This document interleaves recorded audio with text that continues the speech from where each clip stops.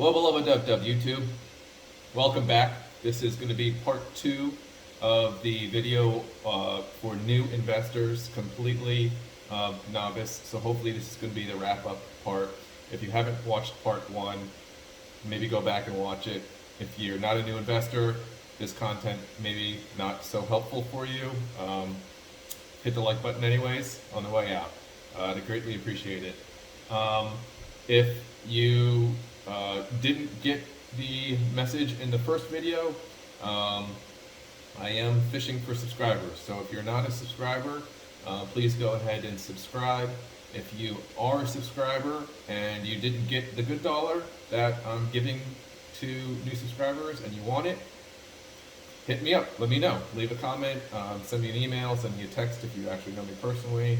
I am giving away 25 good dollars to new subscribers. So if you don't know what good dollar is, I made a video about it. It's pretty cool. You can sign up for free and get basically free crypto, which as a novice investor, hey, free is a good start, right? So look into good dollar if you're not familiar, and I'll give you 25 of them if you use my referral link. All my referral links are in the details section, and good dollar is the last one. If you don't know how to hit, I've been told people are actually not familiar with where the details section is for those links. So if you're not familiar with where the details section is, it's a little bit different if you're looking at it on a mobile platform. It's the smallest little arrow. I'll do a screenshot. Smallest little arrow. You hit that and it expands the section, and I'll edit that in now, hopefully.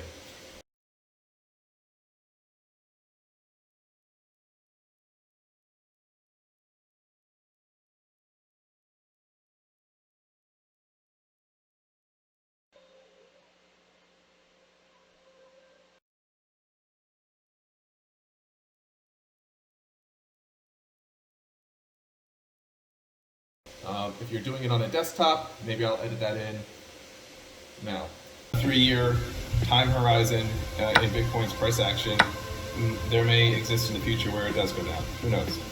But historically speaking, if you bought and hold for 3 years, you're in profit. So let's say if your time horizon is 3 to 4 years, where you don't need $5,000, then perfect. That is. But yeah, hit the referrals. And a lot of the things I talk about are going to be in there, and we can both get free crypto if you use my referral links. So, continuing where we left off. Okay, so if everything goes well, you've bought into Bitcoin, and you have Bitcoin in your exchange account, your Coinbase, whatever. What now? I did do a video previously on storage methods for crypto. So I'm not going to go into too much detail here. I'll just touch base on it briefly so you don't have to leave and go watch another video. But crypto is like money in many ways, but it is also a little different. And you should want to take custody of your own crypto. You should not want to leave it on an exchange. There are various security measures that you want to think about implementing, and obviously leaving your assets exposed on a web-based platform which can be hacked is not ideal. Obviously, if you have, I'm not going to say an amount, maybe I'll get back to this. If you have an amount of money that's significant to you that you don't want to risk exposure to, is the juice worth the squeeze for you, you know? Are you going to spend $200 buying a hardware device to store your crypto if you have a $10 investment? Probably not. If you have a $10,000 investment, look into ledgers or Treasure. Those are hardware devices that's like a thumb drive you can put your crypto on. And I think those are good. It takes it off the internet. It gets it away from a lot of hackable scenarios. So that's just a brief explanation of wanting to get your crypto off of the internet. If you do decide that you're comfortable with hosted custody. Like you are like, I have $500 in Coinbase, but this is just play money for me. I don't care about it. I don't want to take the time to learn about how to do the transfers. Then that's good too. Fine, leave it in somebody else's custody, but you might as well make some interest on it if you're doing that. And services like BlockFi will do that for you. Crypto.com has an interest earning section. Those are in my referral links.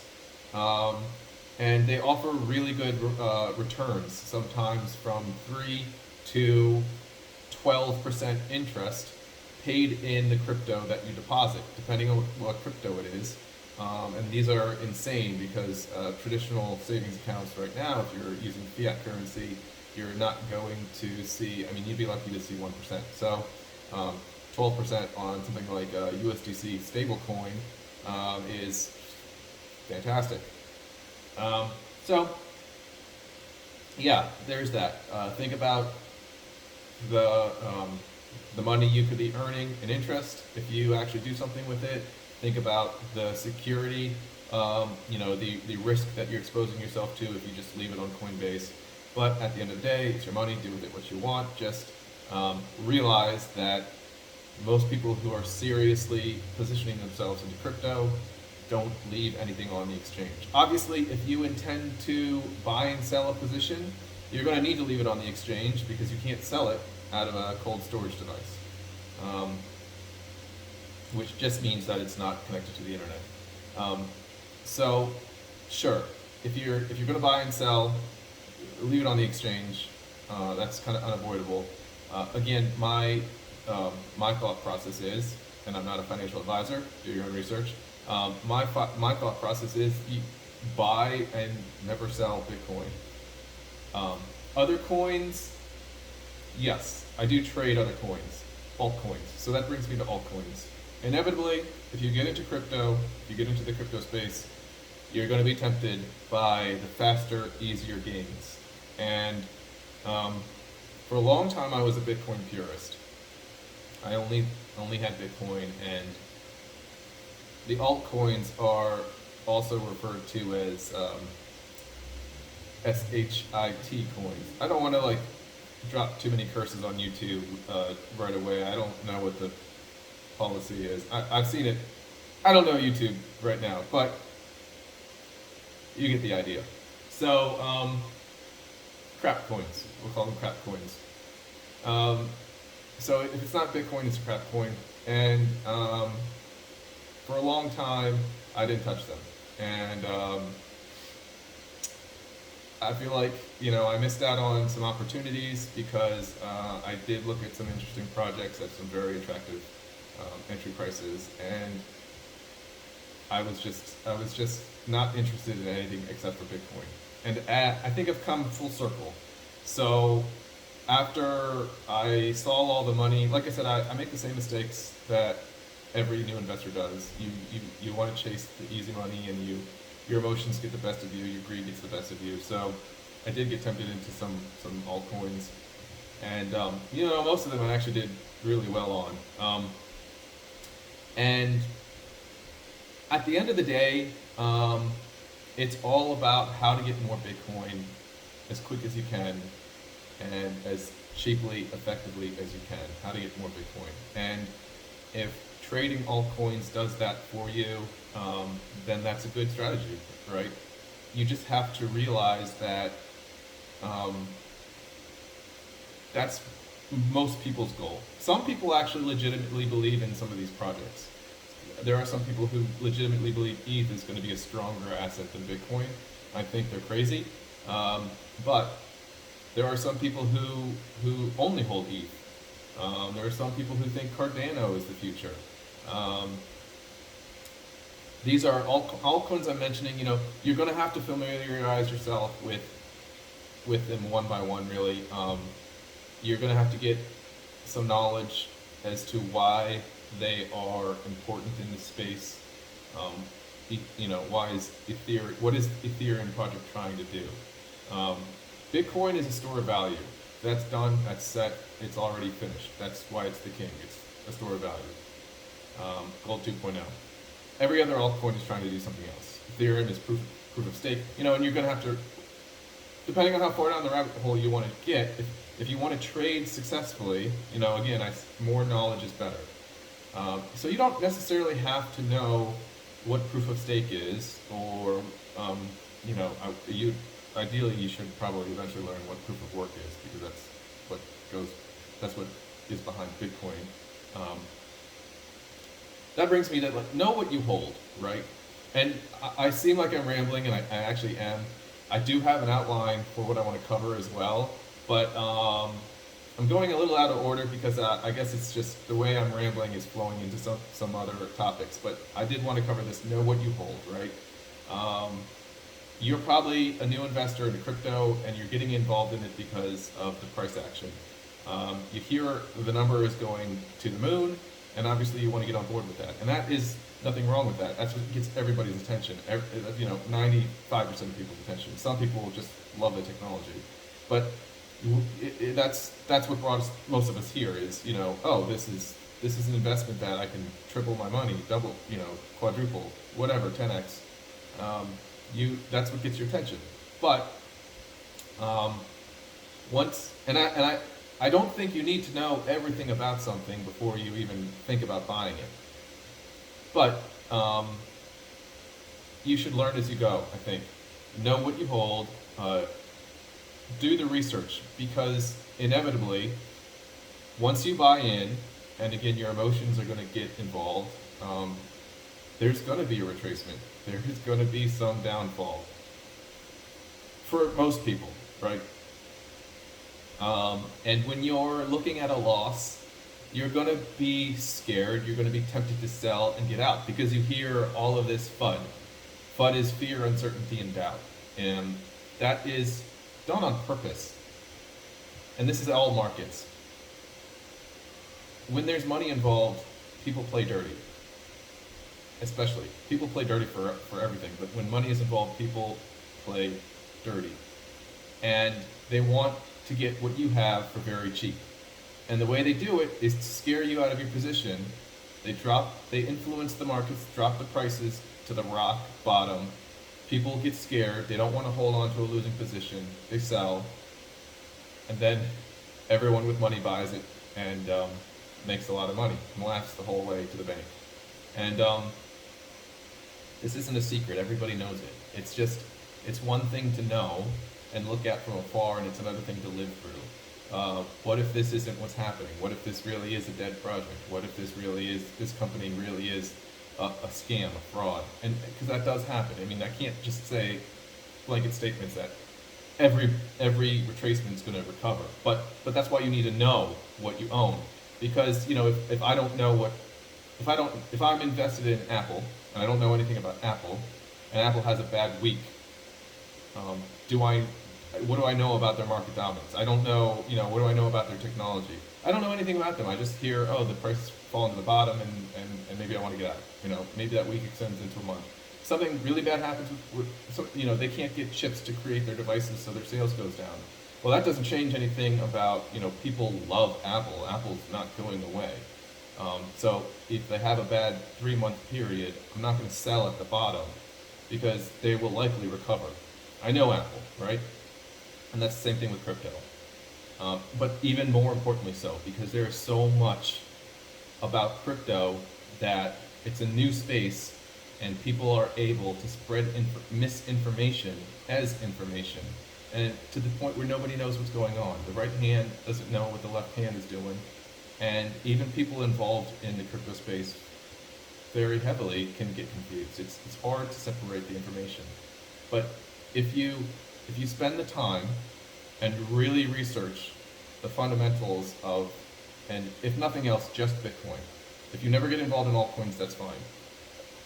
Do whatever you want to do. But if nothing else, if you're getting involved in crypto and you get into Bitcoin, know what Bitcoin is, so that you can't be scared. You know what it means to, you know, if you hear something about, you know, Bitcoin has been double spent, you know, because that comes out every now and then. No, it hasn't. Know what that means, a double spend. Know what a 51% attack is. know what the halving is, know what proof of work is. There's so many things you should want to familiarize yourself with to really know why what you're holding is strong and it's going to recover, and it's going to, like I said, I fully believe it's going to $1 million, $5 million, $10 million even. I think it's going to be, strap yourself in. I think the next 20, 30 years, it's going to be unlike anything anybody ever realized could happen. It's going to be a revolution. Money is going to be completely different. I think I labeled one of my previous videos. It's not right now. Bitcoin is something people want to make money, to be involved, to be early. I think it's gonna be something people need. And right now, some people do need it. Look at El Salvador. You probably don't keep current pace with the news, but El Salvador just declared Bitcoin that it's their legal currency, and that's gonna start some stuff in the world. Sorry, I get thirsty when I talk for a long time. Also do.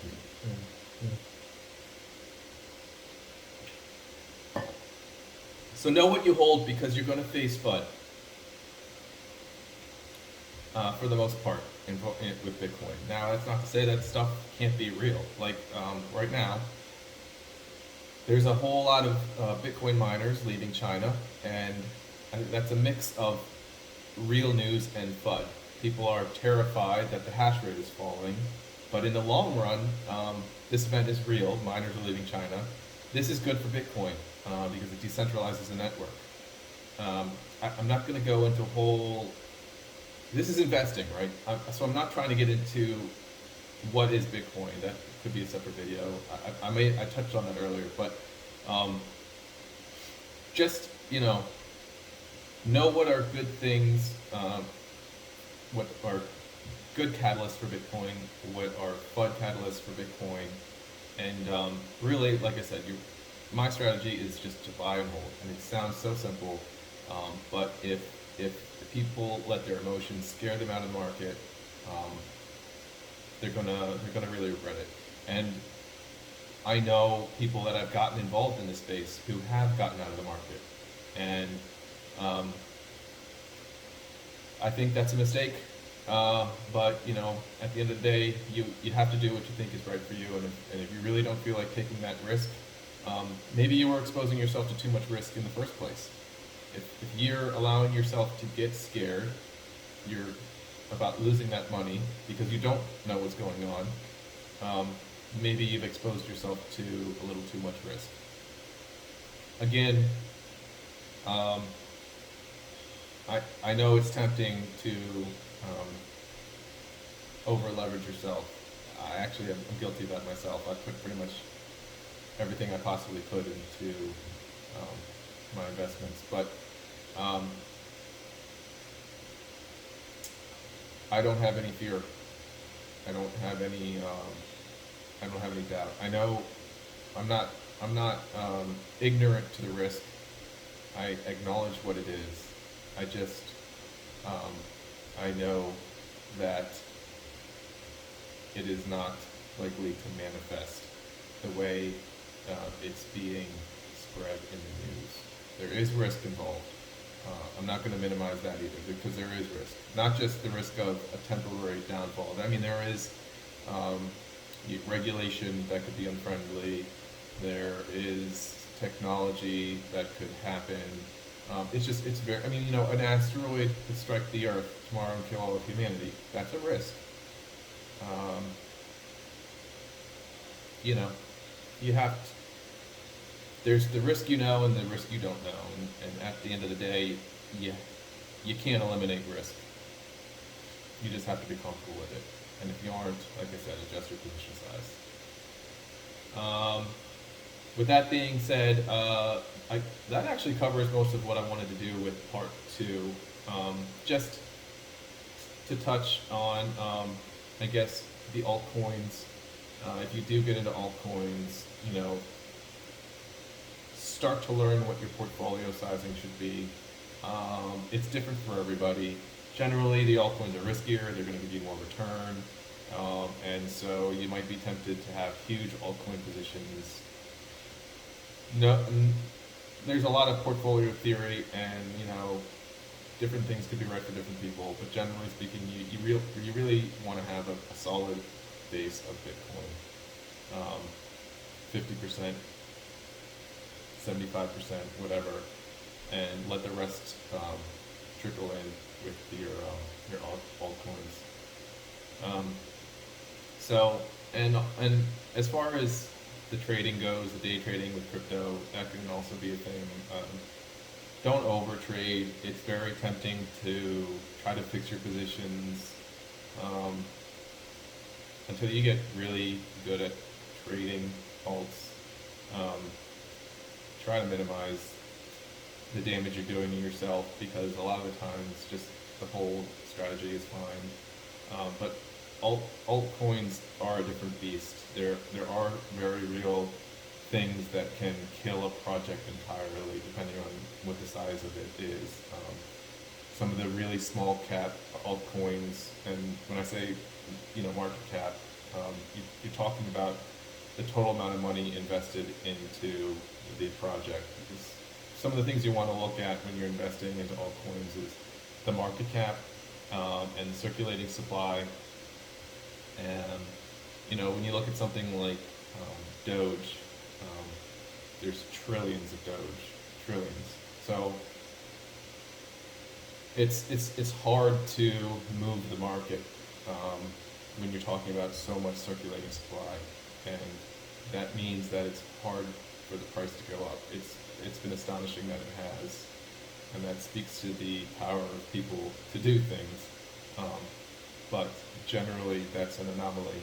So if you were to see a new project with the same tokenomics, be hesitant about what it is. Not to say that they can't be solid projects and very successful and make you lots of money. Just be aware that supply and demand is a thing. So it affects the price. And if you do get into alts, to know what you own is the same thing. Know why that alt is important to your portfolio. Continue to do your research, even if you get to a position where you established a portfolio you're comfortable with, Bitcoin, you have some alts sprinkled in, maybe just the top 10 or whatever your strategy is. And continue to do your research. You don't have to adjust your position size necessarily, but just if news about Cardano comes out that pumps the price, you should probably know that, because there's a lot of events that will send something skyrocketing, and if you can capture that profit while it's there, sometimes it's very short-lived. If you just want to sit and hold, that's also fine. I think in the long run, if you choose solid projects, you'll be fine. Again, there are tax implications. Crypto tax is actually very, if you're a US citizen, the IRS is definitely paying attention to you. So do not avoid your taxes. You should really keep track of everything you're doing, so you can report to good old Uncle Sam and give him his fair share. There are crypto tracking software for taxes that make life easier if you're doing thousands of transactions in a year. And it's hard to say, I bought this Bitcoin or that Bitcoin in this day at this price, when you mix them all together and put them all in BlockFi. But if you have some software to do it, then it makes it pretty easy. It'll identify everything for you. All you do is put in your wallet information, and it'll sort yourself out. So,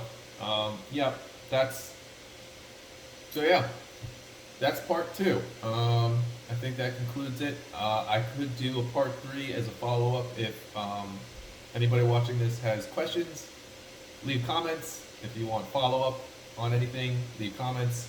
I know I did brush past a lot because, again, it's a struggle with detail versus the amount of things needed to be covered.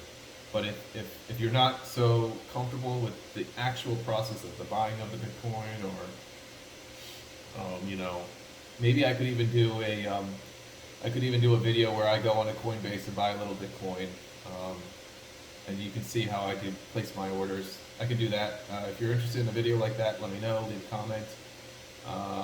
If you're interested in a video where I do a Bitcoin transfer, let me know. I can do something like that. Maybe like blur out the wallet address or something. I don't know. I don't really want to put all my information out on the internet. Cybersecurity is a thing. I don't want to make myself a target. But yeah, let me know if this helps people. If you thought this was stupid, anything, let me know what your favorite color is. Leave a comment. It helps the channel grow. And if you have friends that want to get involved in the crypto space as well, send in my videos. I would appreciate that. I'm trying to actually grow the channel. So, wubba lubba dub dub. Oh? Tell me, are you excited? What are you excited for?